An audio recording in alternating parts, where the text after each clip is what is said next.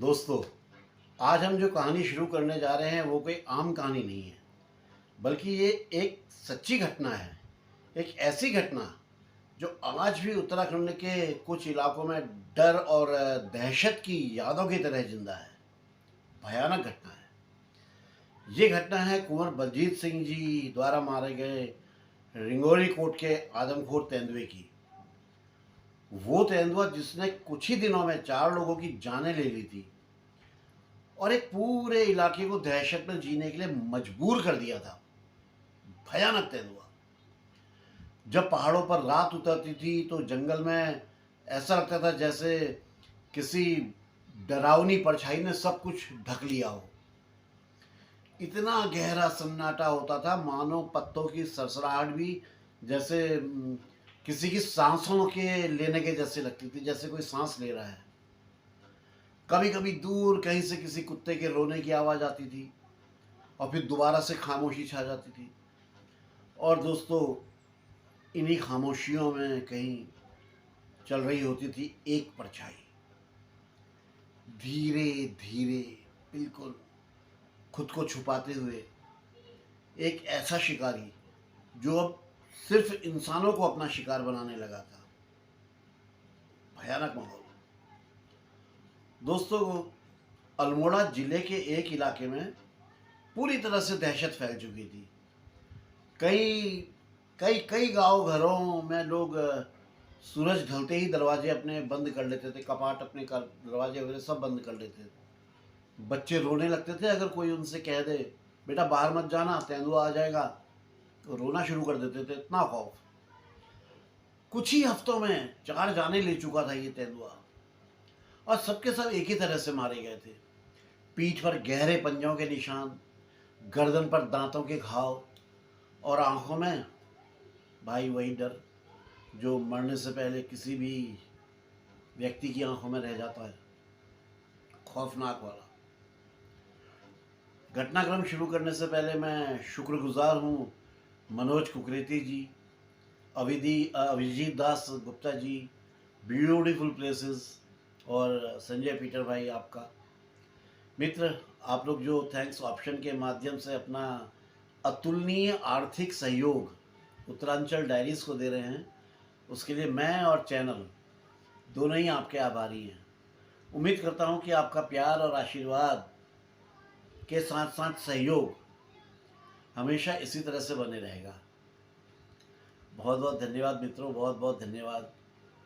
तो चलिए, अब हम ज़्यादा समय बर्बाद नहीं करते हुए चलते हैं सीधा इस दर्दनाक कहानी की, इस दर्दनाक घटनाक्रम में क्या हुआ ये जानने के लिए। ठीक है ना दोस्तों? दिसंबर 1997 की बात है और उसी वक्त वन विभाग ने उस तेंदुए को नरभक्षी तेंदुआ घोषित कर दिया था।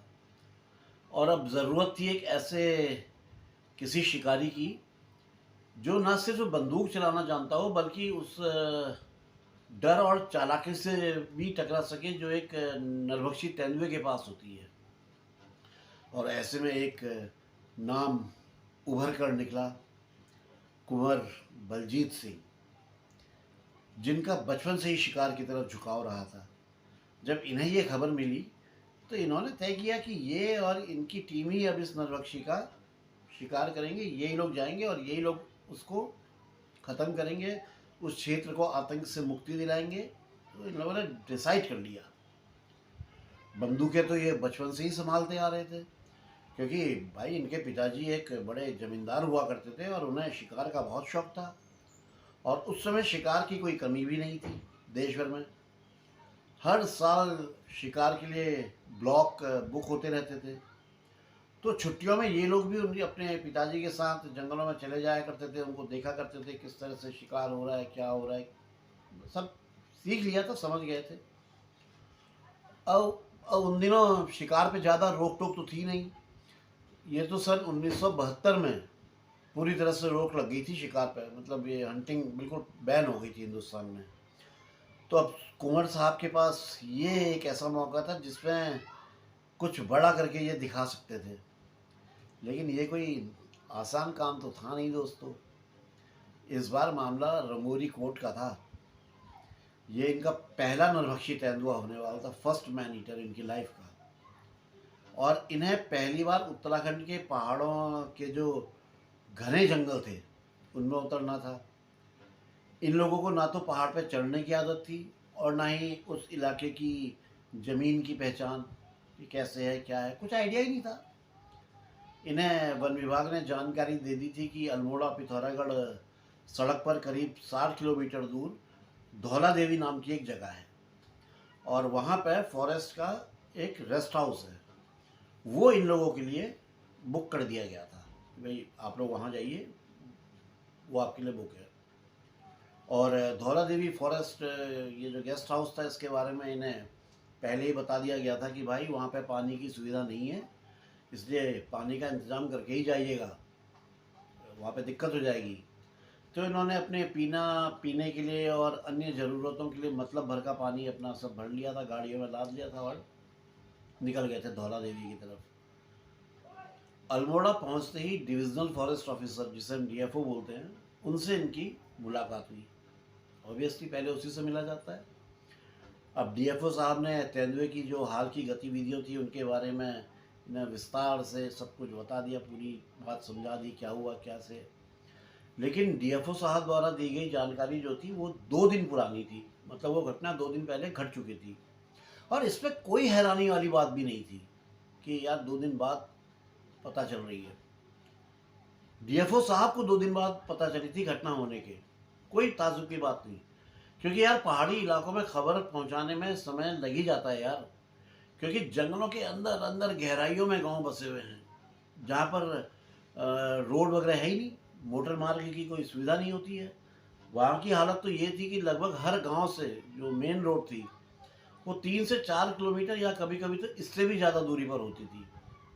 अगर किसी को कोई खबर देनी होती थी तो उससे पहले अपने गांव से पैदल चल के जो है अपना मेन रोड तक आना होता था, फिर घंटों इंतज़ार करना पड़ता था कोई गाड़ी आ जाए, कोई साधन मिल जाए। उन दिनों साधन की भी कमी, अब तो खैर जीप टैक्सियाँ दुनिया भर की चलती रहती है, लेकिन पहले नहीं था ऐसा। अब तो सही टाइम पे जो है फॉरेस्ट चौकी तक नहीं पहुंच पाते थे। फिर फॉरेस्ट चौकी से फॉरेस्ट की टीम का कोई व्यक्ति, मतलब किसी गार्ड या कर्मचारी के जरिए ये खबर अल्मोड़ा मुख्यालय तक पहुंचाई जाती थी और तब जाकर के डीएफओ साहब तक सूचना पहुंचती थी कि भाई फलानी जगह में ऐसा ऐसा हो गया है। तो इस तरह की किसी खबर का देर से पहुंचना कोई ताज्जुब वाली बात नहीं थी, ये एक सामान्य बात थी। डीएफओ साहब ने अपने अधीनस्थ जो उनके अंदर में जो कर्मचारी काम करते थे उनमें से कुछ लोगों को इनके साथ भेज दिया कि वो लोग इन्हें उस जगह तक ले जाएं जहां आखिरी बार तेंदुआ देखा गया था। अब ताज़ा जानकारी के मुताबिक नरभक्षी ने रंगोरी कोट गांव में एक और शिकार किया था और वही शिकार उसका आखिरी शिकार बन गया था। इसका लास्ट शिकार जो किया गया, जिसके बारे में इन्हें पता चला, वो अंतिम शिकार बना उसका। कुंवर बलजीत सिंह जी ने उस स्थान के नाम पर इस तेंदुए का नाम रख दिया रंगोरी कोट का नरभक्षी तेंदुआ। जब ये लोग तेंदुए के उस आखिरी वो हमले वाली जगह की तरफ रवाना हुए तो आसमान एकदम से बदल गया, मौसम ख़राब हो गया और स्नोफॉल शुरू हो गया, बर्फ़ गिरनी शुरू हो गई। हवा में ऐसी ठंड थी कि हड्डियां तक कँप-कँपा जाए। लेकिन इन लोगों के पास मोटे मोटे जैकेट और ओवरकोट वगैरह थे, जिस वजह से इन्हें ठंड में थोड़ी राहत मिल रही थी। वैसे दोस्तों मैं आपको एक बात बताऊँ, जिस टाइम स्नोफॉल हो रहा होता है ना, जब बर्फ़ गिर रही होती है, उस टाइम बिल्कुल ठंड नहीं लगती है, बिल्कुल ठंड नहीं रहती, मौसम एकदम गुम हो जाता है, ठंड नहीं लगती है, बाद में लगती है। अब करीब 1 घंटे की यात्रा के बाद वन विभाग की जीप एक जगह पर जाके रुकी और सारा स्टाफ गाड़ी से उतर गया। इन लोगों ने सोचा कि शायद ये वही जगह होगी जहाँ नरभक्षी ने आखिरी शिकार किया है, ये यहीं पे कहीं पे होगा। तो इन्होंने पूछा उनसे, भाई यही है वो जगह? तो एक वन विभाग के आदमी ने ऐसे करके इशारा किया सामने की पहाड़ी की तरफ, बोला नहीं नहीं साहब, वो देख रहे हैं आप सामने की पहाड़ी, अभी उस पर जो है करीब 1 किलोमीटर और चलना है, पैदल चलना है। और जब इन लोगों ने वो रास्ता देखा तो भाई ये समझ गए कि ये चलना नहीं है बॉस, ये तो पहाड़ पे जो है सीधे 1 घंटे तक सीधे सीधे चढ़ते चले जाना है। और वो भी कोई मामूली चढ़ाई नहीं, सीधी पहाड़ी, लगभग 45 डिग्री की चढ़ाई होगी, जिस पर ना तो कोई सीढ़ी थी ना रास्ता, बस कच्ची मिट्टी, घास और पथरीली ज़मीन। मतलब यार ये एक ऐसी चढ़ाई थी जो किसी की भी सांसें रोक ले यार। नए आदमी के लिए तो बिल्कुल ही मतलब वो रोने लग जाए इस चढ़ाई को देख के, भैया हम नहीं जा सकते भैया इसमें। तो ऐसी चढ़ाई थी। इन लोगों के पास हथियारों के अलावा भारी भरकम जैकेटें, मोटे मोटे कपड़े, वो सब ये लदे हुए थे। इन लोगों की हालत कुछ ऐसी हो रही थी जैसे सांप के मुंह में छछूंदर, ना उगले बने ना निगले। अब भाई पीछे हटने का तो कोई रास्ता था नहीं, हट ही नहीं सकते थे। और सामने जो था वो ऐसी खड़ी चढ़ाई थी जिसको देख करके ही सांस रुक रही थी। अब इनके अंदर थोड़ा डर भी था और कुछ सफ़र की थकान भी थी यार। लेकिन अब रुकने का तो सवाल ही नहीं बनता था, क्योंकि अब ओखल में सर दे दिया तो मूसल से क्या डरना है ना, तो चढ़ना तो था ही था। अभी ये लोग उस चढ़ाई को देख ही रहे थे कि जो इनके साथ में वन विभाग के कर्मचारी आए थे, उन्होंने उस पर चढ़ना शुरू कर दिया। यार वो सब तो वहीं के रहने वाले थे, सब पहाड़ी आदमी, अपने कुमाऊनी भाई। और वो ऐसे चढ़ाई चढ़ रहे थे जैसे किसी हिल स्टेशन की किसी मॉल में टहल रहे हो, कोई मॉल रोड में आराम से इधर उधर घूम रहे हो। कुंवर साहब और इनके साथियों ने भी हिम्मत करी और उनके पीछे पीछे चलने लगे। अब चढ़ाई चढ़नी शुरू हो गई। लेकिन मैंने बताया ना, ये चढ़ाई कोई आसान नहीं थी, बड़ी टफ थी। 45 डिग्री यार, सोचो जरा, उस पर चढ़ रहे हो सीधा, जिसमें कोई रास्ता नहीं है, चढ़ना है बस सीधे। अब किसी का कंधा दर्द करने लगा, तो किसी की सांसें फूल गई। करीब आधे घंटे की कड़ी मशक्कत जो बोलते हैं ना, उसके बाद ये लोग ऊपर टॉप में पहुंचे। वहां देखा तो जमीन बिल्कुल सीधी थी, एकदम हथेली के जैसे समतल, बिल्कुल समतल जमीन। जैसे ही ये लोग वहां पर खड़े, मतलब ये पहुंचे और खड़े ही हुए थे, वन विभाग के कर्मचारी शुरू हो गए। उन्होंने वहीं खड़े खड़े उस जगह में जो घटना घटी थी उसके बारे में बताना शुरू कर दिया। ये वही जगह थी जहां नरभक्षी ने अपना आखिरी शिकार किया था। लास्ट जो उसने अपना शिकार किया था, ये वहां पे पहुंच गए थे। मगर इन लोगों की हालत तो ऐसी थी कि बोलना तो दूर, सांस लेना तक भारी हो रहा था। हाँफ जाता ना आदमी, खड़ी चढ़ाई चढ़ के खड़ा नहीं हुआ जाता भाई। हम जानते हैं, पहाड़ के रहने वाला है, हमें पता है। कोई सवाल पूछना तो बहुत दूर की बात थी। करीब 15 मिनट तक तो इन सब के मुंह बंद रहे, अपने आप को संयत करते रहे, बस सांस लेते रहे, जो धौंकनी की तरह चल रही थी उसको कंट्रोल करते रहे। फिर थोड़ा संभलने के बाद जब ये लोग करीब 50 गज उस समतल जमीन में आगे बढ़े, तो सामने की तरफ इन्हें 2 चीड़ के पेड़ दिखाई दिए, जो एक दूसरे से करीब 5 फुट की दूरी पे थे, बिल्कुल अगल बगल थे, 5 फुट की डिस्टेंस पे। और उन दोनों पेड़ों के बीच में एक पिंजरा रखा हुआ था, जिसके अंदर एक कुत्ते को बंदी किया गया था। उस कुत्ते को बेट की तरह यूज़ कर रहे थे उन लोग, पुलिस वालों ने लगा दिया था, कुत्ता बांध दिया था। वो ये था कि अगर भैया नरभक्षी फिर से लौटे तो उसको जो है इस पिंजरे के अंदर जो है फंसाया जा सके।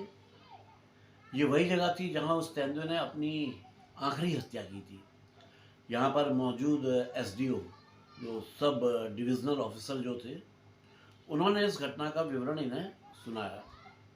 उस विवरण को सुनकर भाई सबकी रीढ़ में एक ठंडी सी लहर दौड़ गई। होता ना बिल्कुल, बाप रे बाप, ये वाली पोजीशन। ये बात 26 दिसंबर 1997 की सुबह की थी। रंगोरी कोट गांव से 8-10 महिलाएं और 4-5 छोटी लड़कियां घास काटने और जलाने के लिए, लकड़ियां वगैरह इकट्ठा करने के लिए जंगल की ओर आई थी। अपना भाई जंगली सहारा है, वहीं आना होता है। दोस्तों एक बात बताऊँ, हमारे पहाड़ों में घास काटना, ये सिर्फ ज़मीन से घास काटना नहीं होता है, बल्कि यहाँ तो पेड़ों पर चढ़कर उसकी डालियाँ काटना, पत्ते तोड़ना, चारे की व्यवस्था करना, ये सब घास काटने में ही शामिल होता है। लकड़ियाँ बीनना सब इसी में आता है।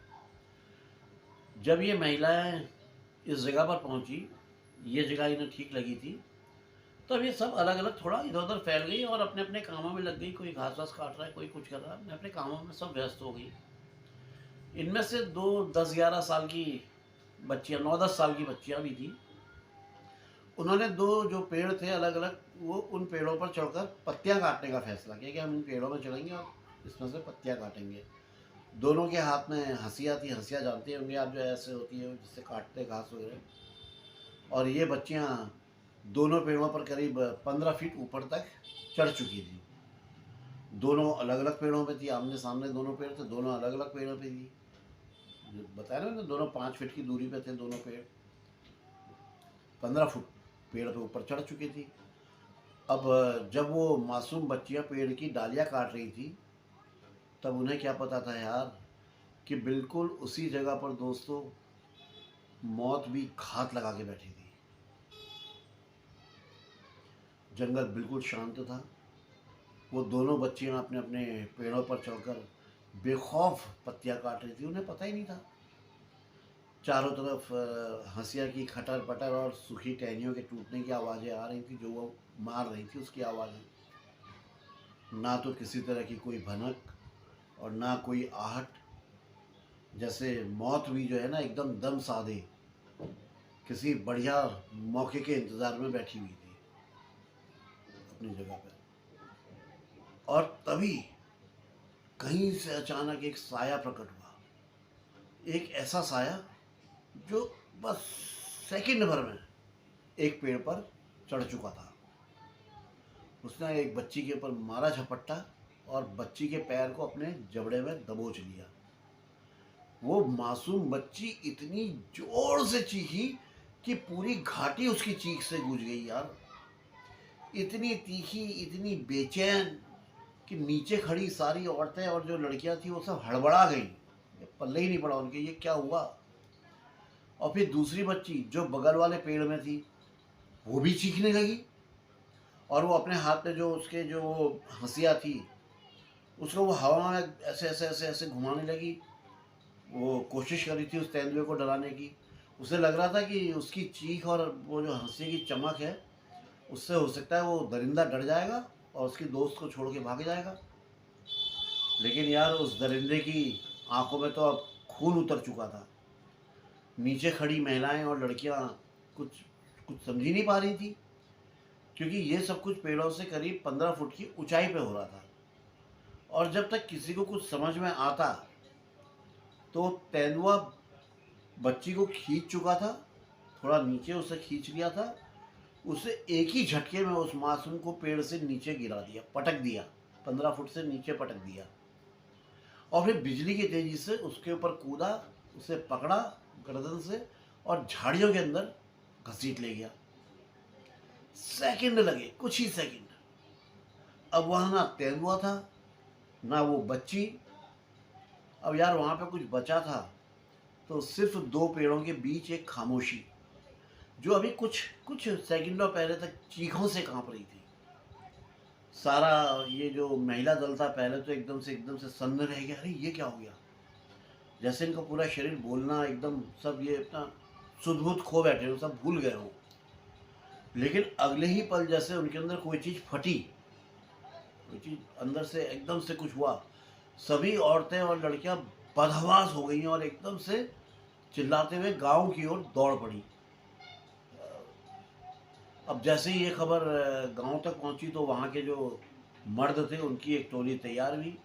फिर वही लाठियाँ, कुल्हाड़ी, डंडे, पत्थर आदि लेकर ये सब लोग जो है जंगल की तरफ भाग के आए, उस जगह पे जहाँ से वो बच्ची को तेंदुआ उठा ले गया था। अब सभी लोग मिलकर चारों तरफ जंगल में उस बच्ची को आवाज़ देने लगे। अब यार कहीं से कोई जवाब कैसे आए, कहाँ से कोई आवाज़ आए, कहाँ से कोई जवाब आए, कैसे आता। कुछ नहीं, शांति।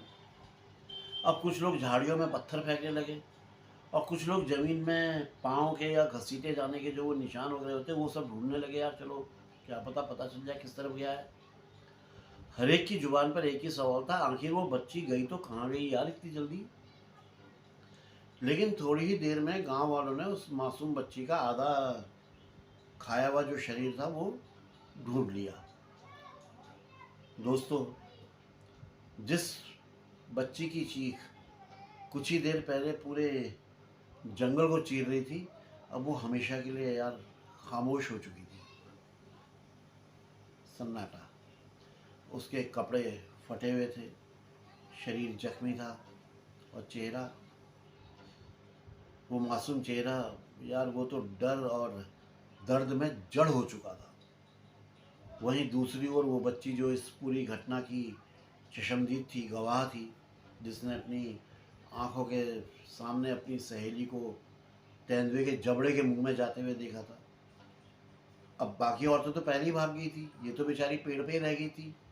अब ये कुछ देर बाद किसी तरह से पेड़ से नीचे उतरी, डरते डरते ये अपने गांव तक पहुंची और गांव पहुंचकर ये बेहोश हो गई और नीचे गिर गई। अब जब कुंवर साहब और इनकी टीम रंगोली कोट पहुंचे तो वो बच्ची जो है तब भी गहरे सदमे में थी। उसकी आंखें शून्य में ताक रही थी। वो ना तो कुछ बोल पा रही थी और ना ही वो इस हालत में थी कि वो कुछ इनको बता सके। इसलिए उससे कोई भी किसी भी तरह की जानकारी इनको नहीं मिल पा रही थी। इनको कैसे मिलती यार, वो बेचारी इतने भयानक सदमे में थी। अब इन लोगों ने वही किया जो कर सकते थे। घटना की जगह का मुआयना किया और गांव वालों से बातचीत की और फिर दौलत देवी फॉरेस्ट जो रेस्ट हाउस था वहाँ वापस लौट के आ गए। अब अगली सुबह ये लोग गेस्ट हाउस से थोड़ा जल्दी निकले।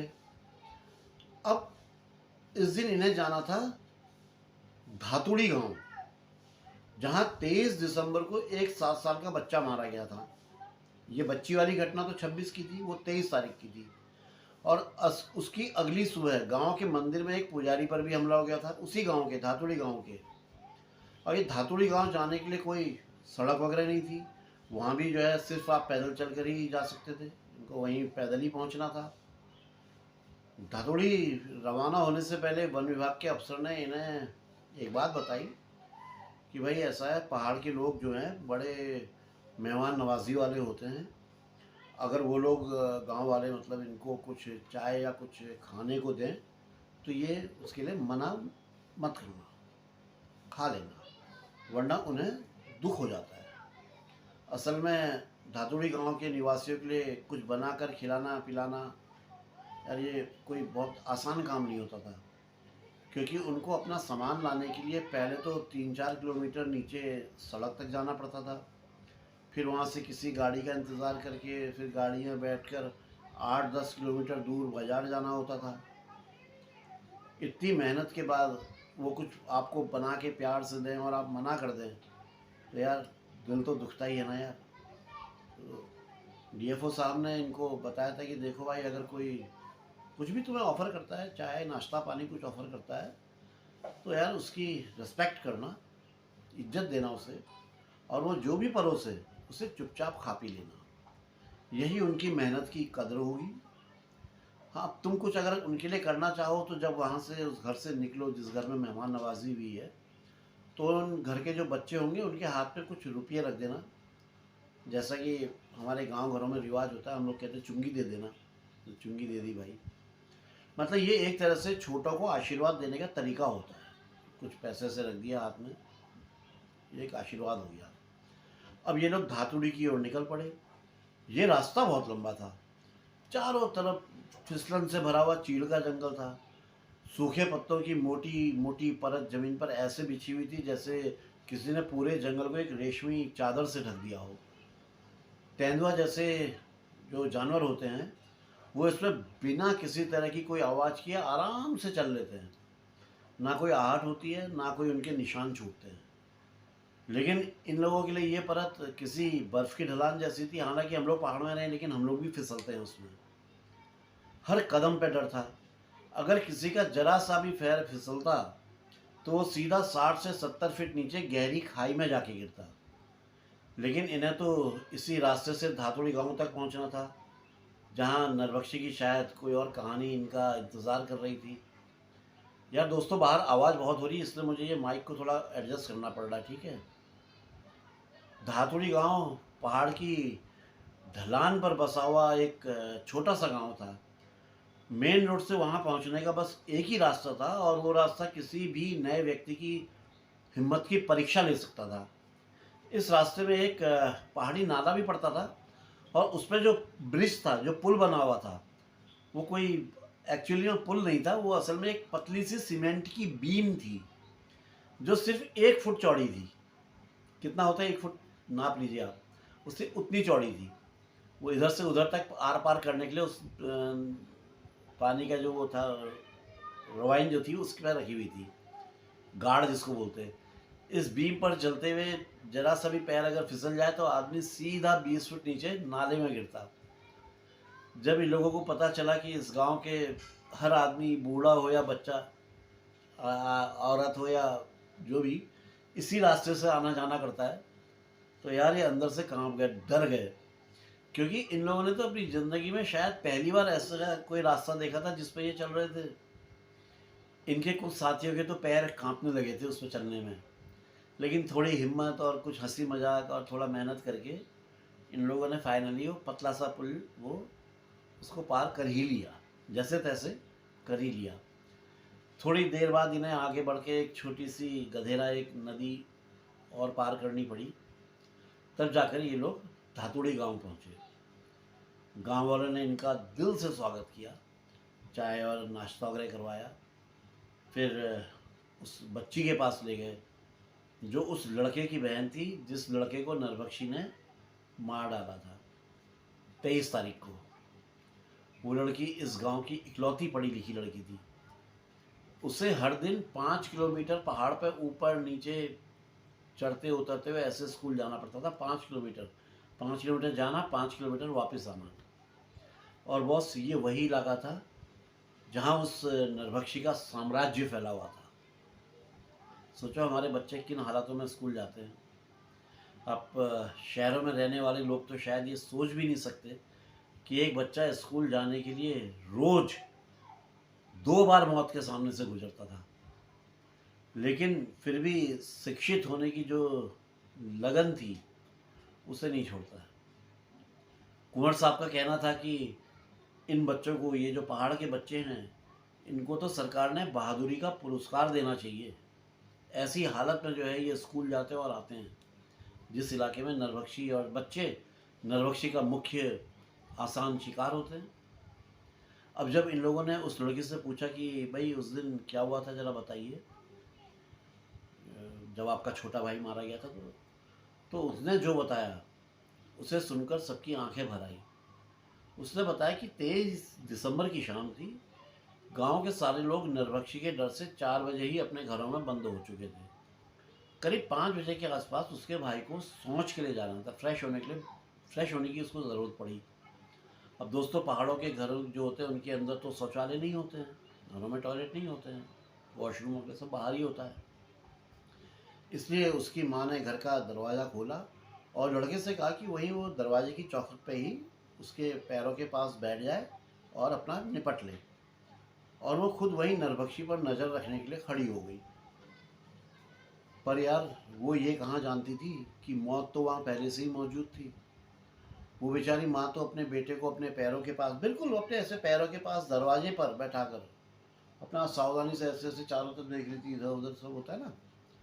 लेकिन बॉस, जैसे यार घड़ी की सुइयाँ थम सी गई हों, हवा भी जैसे रुक गई थी, और उसी सन्नाटे में मौत की परछाई बगल में ही छिपी बैठी थी। लोगों के बगल में ही उस बच्चे की माँ अपने बच्चे की सेफ्टी के लिए आसपास की झाड़ियों में ऐसे ऐसे अपना नज़रें दौड़ा रही थी। सब नज़र रखी हुई थी पेड़ पौधों में, झाड़ियों में, ऐसे ऐसे होता ना देखना कि कहीं किसी झाड़ी में नरभक्षी तो नहीं छुपा हुआ है। लेकिन वो नरभक्षी बिना आवाज़ किए दरवाजे के ठीक बगल में छुपा हुआ था। उसने फुर्ती से बच्चे पे झपट्टा मारा और उस मासूम को गले से दबोचकर सीधे गांव की एक पगडंडी की ओर भागने लगा। और ये सब कुछ बॉस इतनी तेजी से हुआ कि बच्चे की माँ को कुछ समझ में ही नहीं आया, उसे कुछ पता ही नहीं चला। और वो बेचारा एक आवाज़ तक नहीं कर पाया, एक आवाज़ तक उसके गले से नहीं निकल पाई, क्योंकि तेंदुए ने उस बच्चे का गला इतने कसकर दबाया था कि वो आवाज़ बाहर निकली ही नहीं, चिल्ला ही नहीं पाया। कितना भयंकर उसने गला उसका पकड़ लिया होगा। और फिर एक का ऐसे थोड़ा देर में एकदम से माँ की नज़र नीचे पड़ी, ऐसे देखा उसने अपने पाँव की तरफ कि उसका बेटा इतनी देर क्यों लगा रहा है यार। तो भैया वहाँ से तो बच्चा गायब था। अब बच्चे की माँ को अपनी आंखों में भरोसा नहीं हो रहा था कि वो जो देख रही है वो सही है या उसकी आंखों को कोई धोखा हो रहा है। वो मला उसने आंखों को दोबारा देखा, वहाँ तो बच्चा है ही नहीं।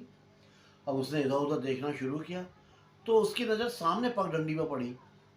वहाँ पर उसने एक जो है कोई हल्का पीला धुंधला सा एक साया जो है वो सरकते हुए देखा, और अगले ही पल उसको देखते ही उसके गले से भयानक चीख निकल गई। और उसकी चीख को सुनते ही पास पड़ोस के लोग पत्थर, कुल्हाड़ी, लाठियाँ, अटरम शटरम जिसे जो मिला वो लेकर सब उस दिशा की ओर भागे जिस तरफ वो परछाई जा रही थी, जिस तरफ उस बच्चे की माँ ने इशारा किया था। थोड़ी ही दूर जाकर के उन्हें बच्चे की बॉडी मिल गई, डेड बॉडी। लेकिन तेंदुआ नहीं मिला, तेंदुआ वहाँ से गायब हो चुका था। बच्चे की गर्दन पर 4 दांतों के निशान थे, 4 कैनाइन के निशान थे जो साफ साफ दिखाई पड़ रहे थे, और लेकिन बाकी पूरा शरीर वैसा का वैसा ही था। दरअसल एक्चुअली हुआ क्या कि गांव वालों के शोर और दौड़ की वजह से तेंदुआ उसे खा नहीं पाया, क्योंकि वो सब दौड़ते हुए इसकी तरफ आ रहे थे। तेंदुआ उसे खा नहीं पाया, पर उस बेचारे बच्चे की जान तो यार चली ही गई थी ना, मर तो गया ही था बेचारा। और सुनिए, उसकी अगली ही सुबह उसी गांव में धतूड़ी में ही एक और वारदात हो गई। गांव का पुजारी हर दिन की तरह सुबह सुबह मंदिर में पूजा करने के लिए पहुंचा, लेकिन मज़ेदार बात ये देखिए, उस रात वो तेंदुआ जंगल में लौटा ही नहीं था। वो गांव के आसपास ही मंडरा रहा था, क्योंकि उसने शिकार तो कर लिया था मगर उसे खा नहीं पाया था, तो वो भूखा था।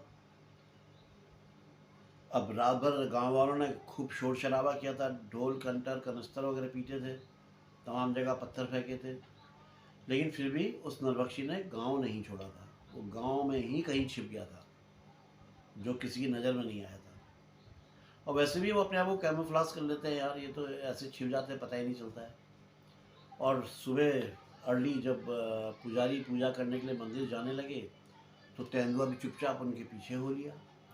और जैसे ही पुजारी जी ने मंदिर का दरवाज़ा खोला और अपना घुसने की कोशिश, अंदर जाने की वो कर ही रहे थे, कि तेंदुआ उनके पीछे से झपटा और उनके बाएं हाथ को अपने जबड़े में जकड़ लिया, उससे पकड़ लिया, खींचना शुरू किया। पुजारी जी पहले तो एकदम से घबरा गए, अरे ये क्या हो गया। फिर जैसे तैसे उन्होंने अपने आप को सर खींचते हुए वो अपना मंदिर के अंदर घुसे और एक हाथ से जोर से जो है दरवाजे को मारा। दरवाज़ा तेंदुए को टकराया तो इनका हाथ छूट गया। जैसे इनका हाथ छूटा, इन्होंने अंदर किया और मंदिर के दरवाजे को बंद कर लिया। तेंदुआ बाहर से गुड़गुड़ाया, दहाड़ा, अपने पंजों से दरवाजे को तोड़ने की जो है वो कोशिश करने लगा। और मंदिर के अंदर से जो पुजारी जी थे वो भी जो है लगातार चीखने लगे, अरे बचाओ बचाओ, अरे कोई है, अरे कोई तो आ जाओ, अरे बचा लो। अब हुआ क्या कि मंदिर जो है गांव से थोड़ा दूर था, तो इनकी आवाज़ जो है गांव वालों तक पहुंच ही नहीं पा रही थी, कोई सुन ही नहीं पा रहा था। करीब 1 घंटे के बाद कुछ लोग मंदिर पहुंचे, तो उन्होंने देखा कि यार दरवाज़ा अंदर से बंद है और सामने कोई नहीं है। फिर अचानक उनकी नज़र जो है दरवाजे के नीचे की तरफ पड़ी, तो वहाँ पर उन्हें काफ़ी मात्रा में खून दिखाई दिया। अब उन्होंने डरते डरते जो है पुजारी जी का नाम लेके उनको आवाज़ दी, अरे पंडित जी, अरे पुजारी जी, पंडित जी करके वो बोले। उनकी आवाज़ सुन के अंदर से पंडित जी ने भी आवाज़ दी, हाँ हाँ मैं यहीं हूँ, आओ खोल रहा हूँ दरवाज़ा। दरवाज़ा खोला और भैया जो गांव वालों ने देखा वो सब देख कर के उनके पैरों के नीचे की ज़मीन खसक गई। पुजारी जी के कपड़े खून से सने हुए थे, चेहरा पीला पड़ा हुआ था, आंखें डरी और सहमी हुई थी, उनके हाथ से लगातार खून बह रहा था। लोगों ने तुरंत उन्हें जो है आनन फानन तुरंत अस्पताल ले गए, अस्पताल पहुंचाया जो गांव से कुछ ही दूर था। जांच में पता चला कि उनके हाथ की हड्डी तो नहीं टूटी थी, लेकिन ऊपरी हिस्से पर नरभक्षी के दांतों के गहरे जख्म थे। सही टाइम में ट्रीटमेंट मिल गया, नहीं तो सेप्टिक फैल जाता उनको। खैर 10 दिन के बाद पुजारी जी ठीक होकर के वापस लौट के गाँव आ गए थे, लेकिन उनके अंदर का डर वो शायद उनकी ज़िंदगी में गया नहीं होगा, वो अभी भी डर उनके अंदर कायम होगा, अगर अभी वो होंगे तो।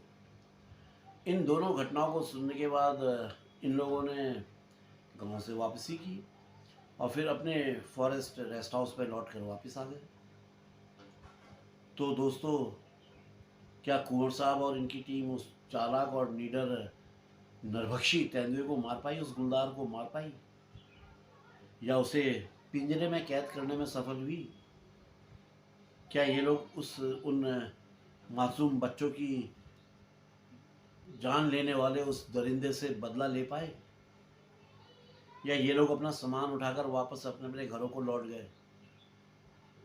तो यार ये सब जानने के लिए तो वही आप लोगों को बने रहना पड़ेगा उत्तरांचल डायरीज के साथ। दोस्तों, कई बार कह चुका हूँ, आज फिर कह रहा हूँ, उत्तरांचल डायरीज आपका अपना चैनल है यार।